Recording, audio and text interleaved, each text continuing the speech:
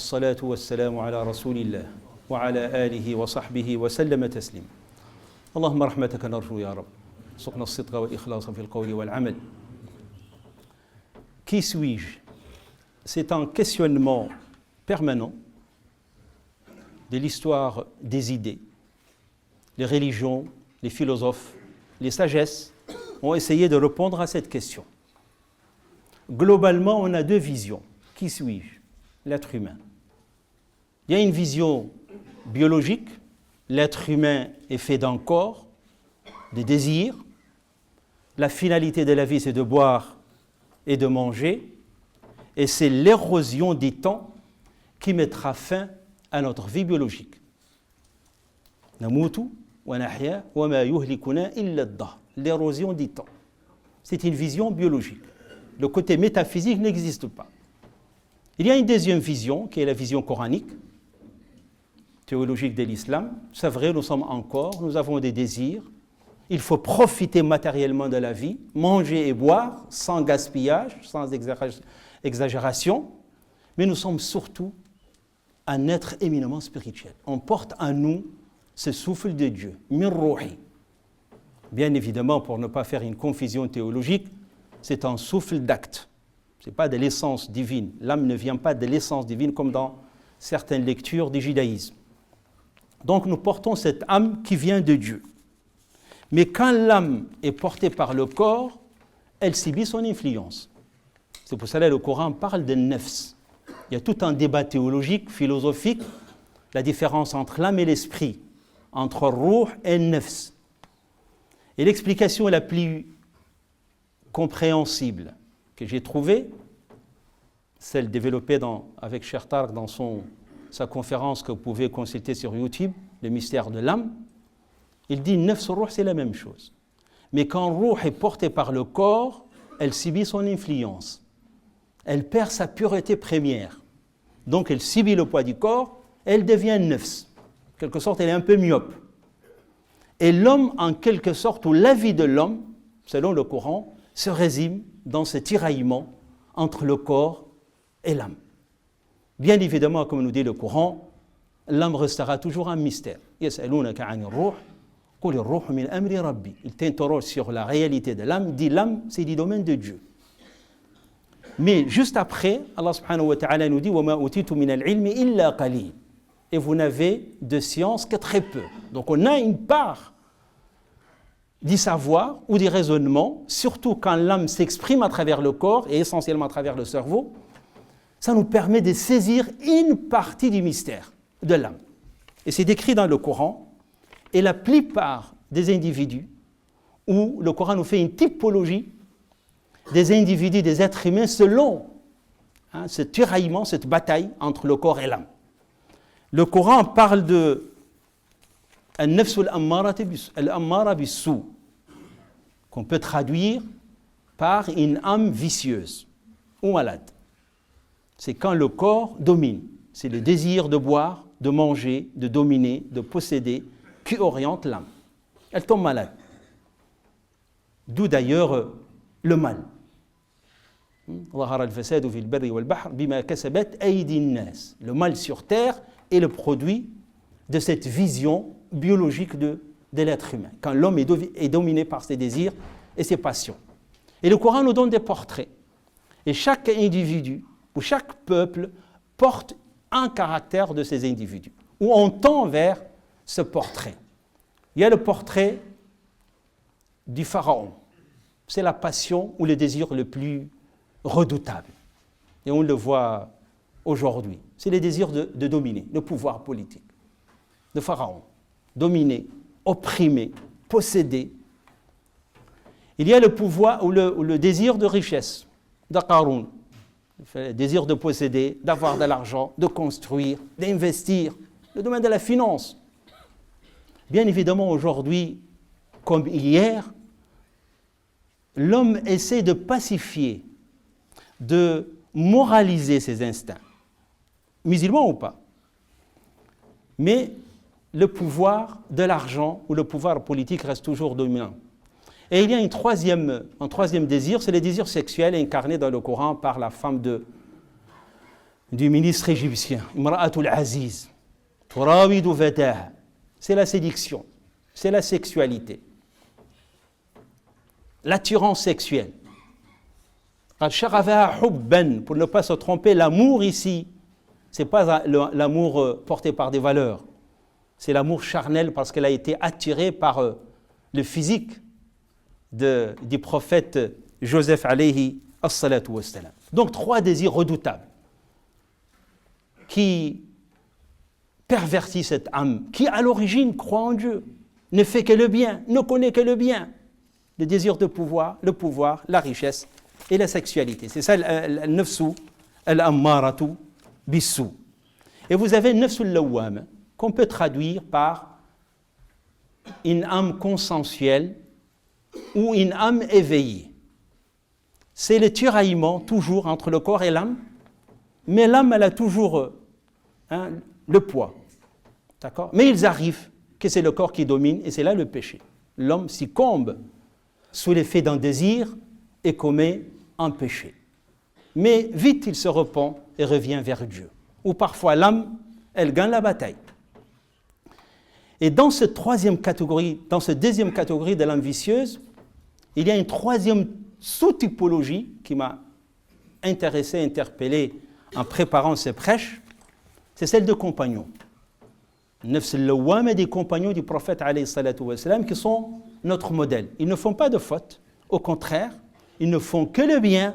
Yu'tuna ma ataw wa qulubuhum wajila. Aïcha de demander au prophète alayhi salatu wassalam ayasriquna ayaznun, est-ce qu'ils volent, est-ce qu'ils forniquent? Et le prophète lui dit la yabnat as-siddiq. Non, la fille d'Abu Bakr. Ce sont des gens qui prient, qui font le ramadan, qui ne font que le bien, mais ils ont la crainte que leur adoration soit touchée par un minimum d'ostentation ou une part de l'ego.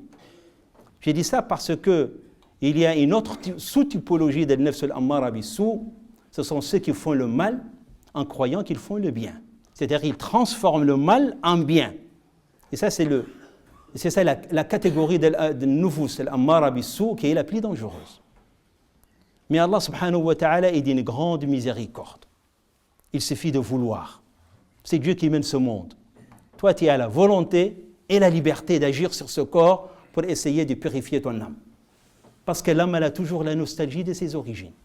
D'où l'inquiétude et les angoisses pour celui qui ne croit pas ou qui commet des fautes.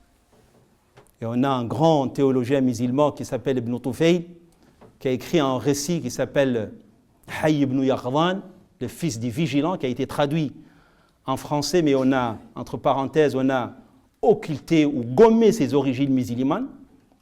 C'est un petit enfant qui s'est perdu dans une forêt et qui a été élevé par des gazelles, et spontanément, il revient vers Dieu.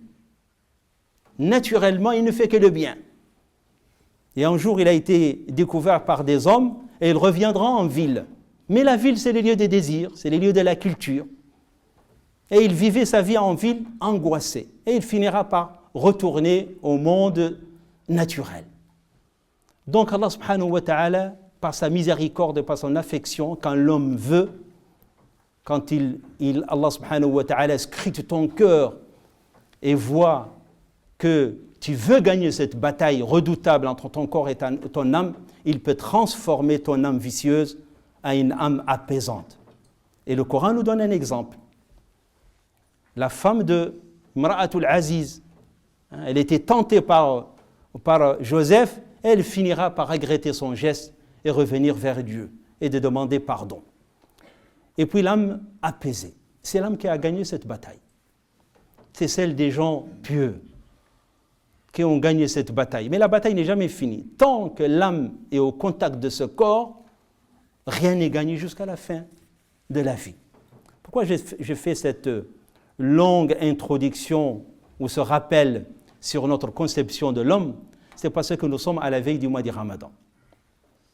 Et au lieu de perdre le temps ou de donner plus d'importance à des questions qui sont importantes, mais secondaires par rapport à l'essentiel, les questions rituelles. Est-ce qu'il faut jeûner sur la base de la vie de la vision ou prendre le calcul astronomique, comme on a choisi à Bordeaux parce que c'est la vie la plus souple, ou poser des questions, comment jeûner, qu'est-ce qui rompt le jeûne, tout cela c'est important, mais le plus important, c'est d'abord quelle est ma vision théologique du jeûne du mois du Ramadan. Pourquoi je jeûne?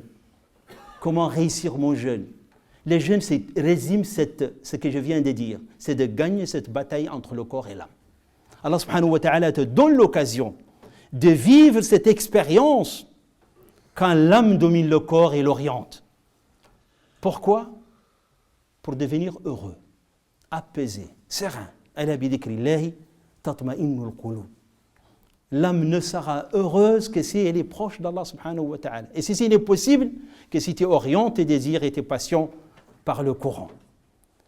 Et le grand peintre français converti à l'islam, très connu, Étienne Dinet, qui a écrit l'ouvrage La vie du prophète alayhi salatu wa salam, c'est un grand peintre très connu en France. Il a un beau tableau où il décrit la joie. Sur le tableau, on voit la lune, le croissant du Ramadan, et les visages illuminés de musulmans. Et un savant musulman, il a commenté par un verset coranique, فَبِذَلِكَ فَلْيَفْرَحُوا.